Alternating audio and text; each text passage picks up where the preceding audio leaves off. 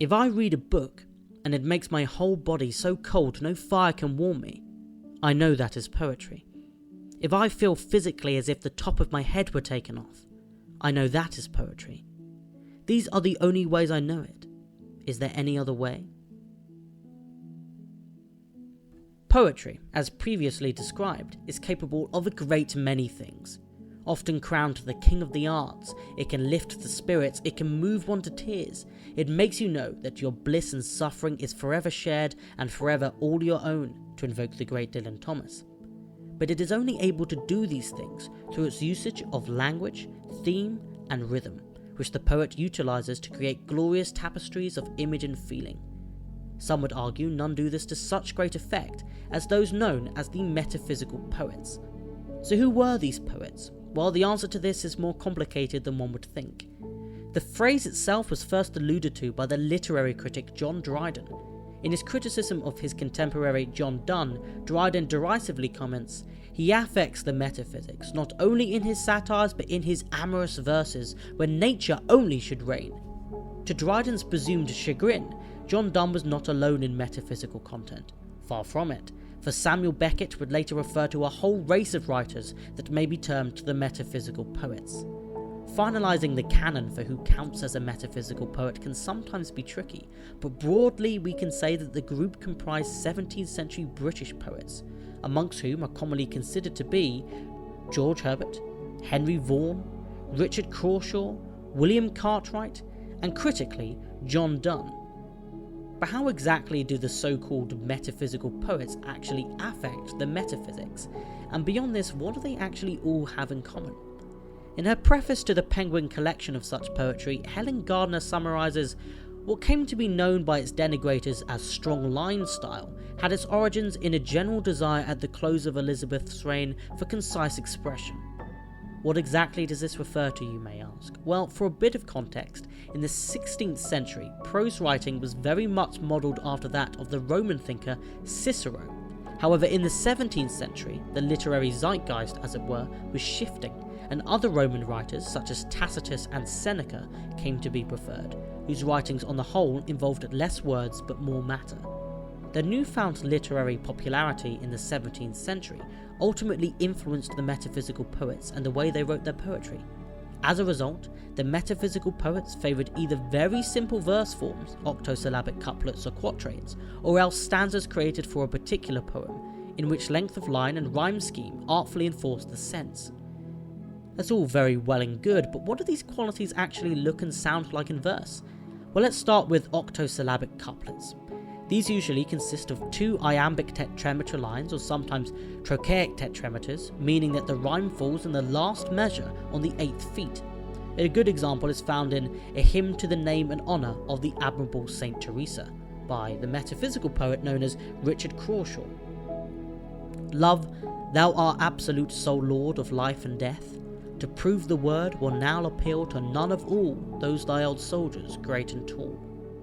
You can observe here that there are 8 syllables on each line, and the 8th feet of 1 rhymes with the 8th feet of 2.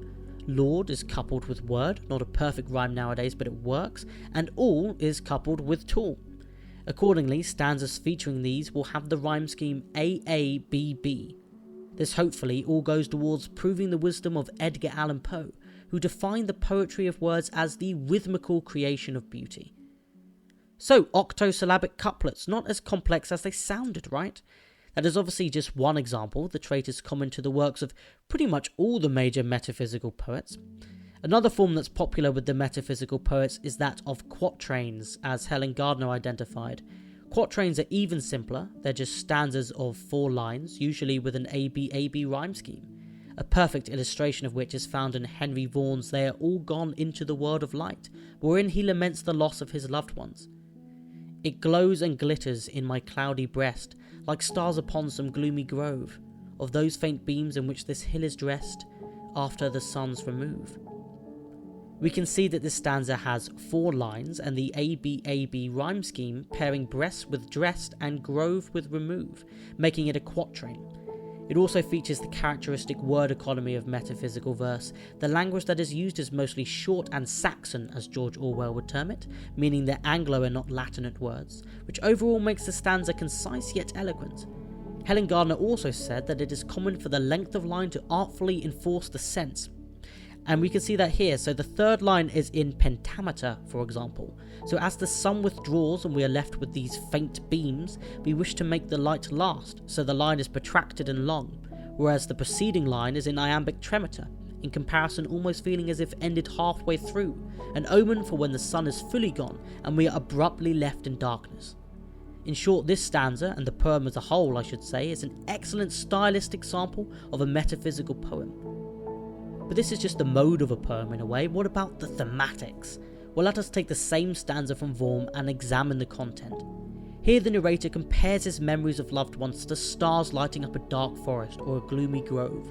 Similarly, the first line likens the memories to light glittering through clouds.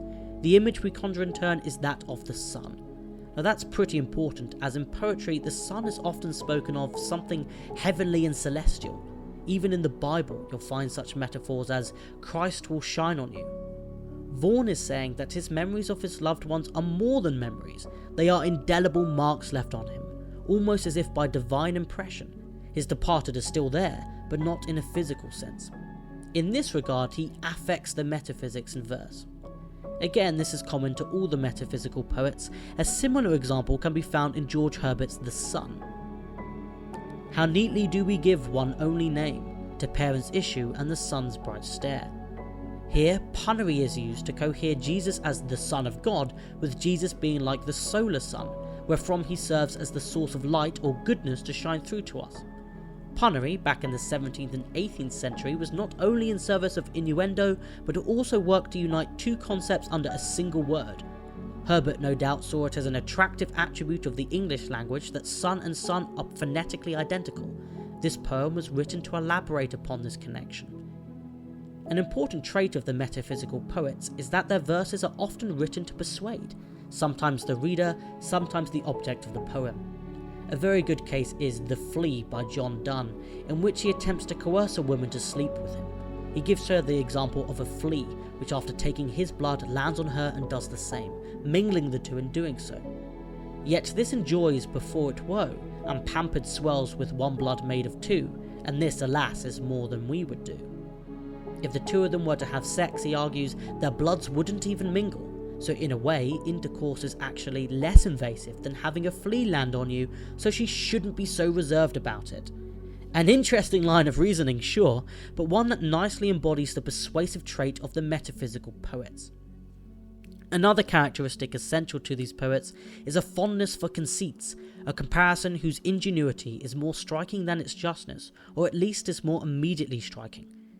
So contrary to poets like Edmund Spenser, whose rich metaphors invite you to relish in the perfect likeness of the things being compared, the metaphysical poets instead employ these conceits, where the impressiveness comes not from how apt the comparisons are, but rather how resourceful the poet has been in drawing them. We can see this in one of William Cartwright's poems, where he speaks of his impetus to reform in the new year. Motion, as in a mill, is busy standing still. The comparison is quite witty, but only if we forget the fact that mills actually do a lot of other stuff. They are far from the idle mechanisms of Sisyphean labour that Cartwright aims to depict them as. As Gardner says, like a spark made from striking two stones together, after the flash, the stones are just two stones. And this is what makes it a conceit. Finally, let's briefly look at what I consider to be the most quintessential stanza of any of the metaphysical poems. It comes from John Donne, no surprise, the de facto father of the movement, and is found in his excellent poem A Valediction Forbidding Mourning. Written as a farewell to his wife in 1611 as he departed on a visit to France with Sir Robert Drury, the poem details the narrator's assurances not to worry or feel sad in his absence, as their love is greater than any other. One stanza goes as such: Dull sublunary love is love, whose soulless sense cannot admit absence, because it doth remove those things which elemented it. Straight away we can see the form of quatrains, two tetrameter couplets of course, as standard, with the rhyme scheme AB AB. But what exactly is he going on about when he mentions sublunary love? Well, it's actually a reference to Aristotelian physics, which posits that the geocentric things below the moon, or sublunary, are physical entities constituted by the elements, whereas the cosmos above the moon, or superlunary, are metaphysical and are of the aether. So Donne here is saying that others only love their partners in simple physical ways, but his love with his wife is something else metaphysical, which transcends mere distance and geography. His expert use of language perfectly complements this notion. The heavy L sounds in the first line encapsulates Donne's derision at sublunary love. Meanwhile, the sibilants of the S's here mirror that of the elsewhere soul. Those things which elemented it is a pun, naturally, speaking both of the senses being grounded and elemented in the physical, and of sublunary love being of the elements. For sublunary lovers, absence or distance puts a strain on their connection, for it removes the physical. However, for Donne and his superlunary love, it has no effect. This is a textbook metaphysical poem and gives a broad sense as to what these 17th century poets were about in general.